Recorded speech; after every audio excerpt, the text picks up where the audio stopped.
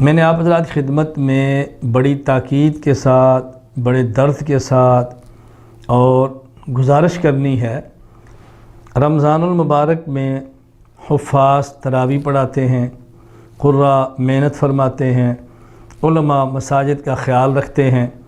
ایسے موقع پر اس بات کا خیال کیا جائے، قرآن پڑھانے والے، قرآن کریم سننے والے، مساجد کی حفاظت کرنے والے، مساجد میں اذانیں دینے والے، مساجد کو آباد کرنے والے مؤذنین، قراء، علماء، ائمہ، خطباء کا بھرپور تعاون فرمائیں، بھرپور تعاون فرمائیں، بھرپور تعاون فرمائیں۔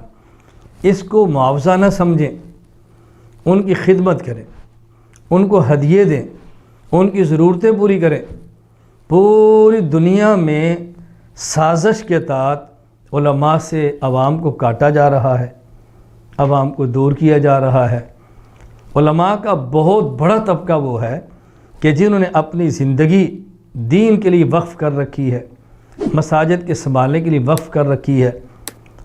دیکھو، آپ کو مسجد نظر نہیں آئے گی جہاں اذان دینے والا کوئی نہ ہو، جھاڑو دینے والا کوئی نہ ہو، صفائی کرنے والا کوئی نہ ہو۔ یہ ان مؤذنین، قراء، علماء، ائمہ، خطباء کی محنت ہے۔ وہ اگر عام لوگوں کی طرح دنیا کمانے میں لگ جائیں گے، مساجد غیر آباد ہوں گی، مدارس غیر آباد ہوں گے۔ میری آپ کی خدمت میں گزارش ہے، حالات بہت سخت ہیں، میں سمجھتا ہوں، مالی حالات کمزور بھی ہوں گے، میں سمجھتا ہوں۔ جہاں ہم نے اپنی ضروریات پوری کرنی ہے، مسجد کے امام کا بھی خیال کرنا ہے، مسجد کے مؤذن کا بھی خیال کرنا ہے، اپنے علاقے کے مدرسے کا بھی خیال کرنا ہے۔ یہ وقت ہے کہ ہم لوگ علماء کے ساتھ کھڑے ہوں، سازشوں کو دفع کریں، سازشوں کا مقابلہ کریں۔ یہ علماء ہیں، انبیاء نہیں ہیں۔ کمی ہو سکتی ہے، کوتاہی ہو سکتی ہے، عملی لغزش ہو سکتی ہے، لیکن ہمارے دین کے محافظ یہی ہیں۔ اس لیے پوری دنیا میں وہ لوگ جو میرے متعلقین ہیں، میرے شاگرد ہیں، میرے مرید ہیں، مجھ سے محبت فرماتے ہیں، میں ان سے گزارش کروں گا وہ اپنی اپنی مسجد کے امام کے ساتھ تعاون کریں، اپنی اپنی مسجد کے مؤذن کے ساتھ تعاون کریں، اپنی اپنی مسجد کے خادم کے ساتھ تعاون کریں، مساجد کو آباد رکھیں۔ اللہ آپ کے گھروں کو آباد رکھے گا، اللہ نسلوں کو خوشیاں دے گا۔ دیکھیں، میں آپ حضرات سے اپیل اپنے لیے نہیں کر رہا، میں اپیل دنیا بھر کے علماء کے لیے کر رہا ہوں۔ خیال کریں، سنبھالیں، محنت کریں، علماء کو کہنا نہ پڑے، از خود پیش کریں۔ رمضان آ رہا ہے، علماء کے گھر راشن پہنچائیں۔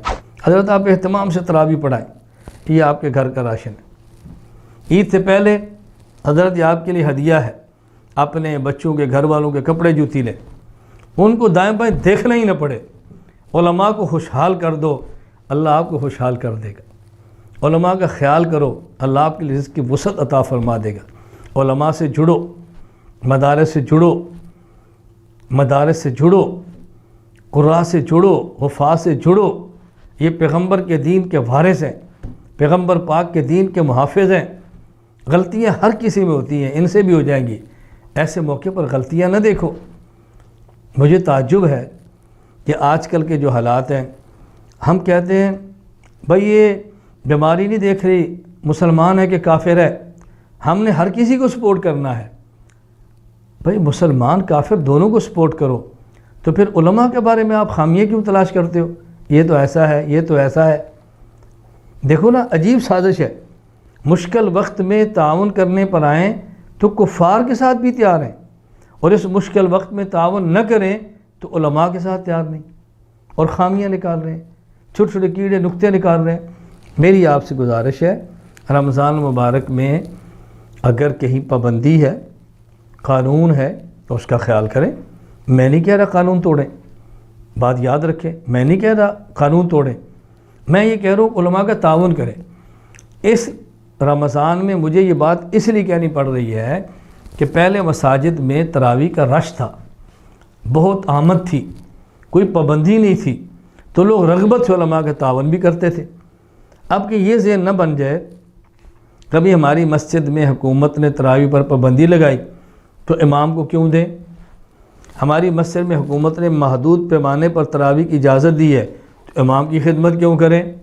ہمارا امام کیا کر رہا ہے؟ دیکھو یہ نہیں کرنا۔ آپ اگر کسی سرکاری محکمے میں ملازم ہیں اور موجودہ حالات میں گورنمنٹ کہہ دے کہ آپ نے دفتر نہیں آنا، تو تنخواہ تو پھر بھی ملتی ہے نا۔